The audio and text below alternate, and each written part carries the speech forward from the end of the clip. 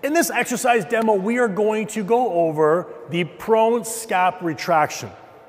Now, when we look at the anatomy of the scapula, we have elevation, depression, protraction, retraction, and we also have that anterior posterior tilt that happens, and we have that tilting as well. Now, for most clients, especially being stuck in this position, once we correct a lot of the T-spine issues, once we correct a lot of that anterior issue, that tightness, we gotta learn how to actually retract the scapula, get that scapula to move properly over the rib cage, get those rhomboids to actually activate and keep that scapula back. When you watch a lot of people row, whether it be a seated row, one arm row, you will notice a lot of arm movement with very little scap retraction. So before even getting into a lot of the back exercises, I like teaching the scap retraction first, then moving into some of the compound movements. So Sarah's gonna be face down on the bench. We're gonna be grabbing that dumbbell there, grabbing this dumbbell here.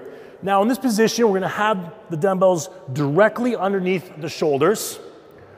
We're gonna instruct the client to retract the shoulders back and together.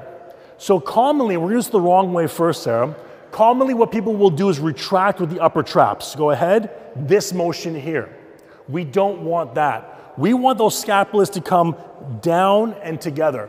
So usually what I'll do is I'll kind of keep my fingers right here, so they have kind of a gauge of where I want those shoulder blades to pinch. So go ahead, and we're gonna, so perfect. We're gonna hold for a count of 2. We're gonna relax, let that scapula go forward on the rib cage, and now bring those scapula together. Try to prevent any hyperextension from the lower back, so that motion is gonna come just from the scapula. Good, let those go down, scapula moves forward, retract those scapula together as hard as you can. 1, 2, back down, and back up. Now, once we have this motion down pat, we can go into a row. So now I want you to retract and then roll those dumbbells up and hold.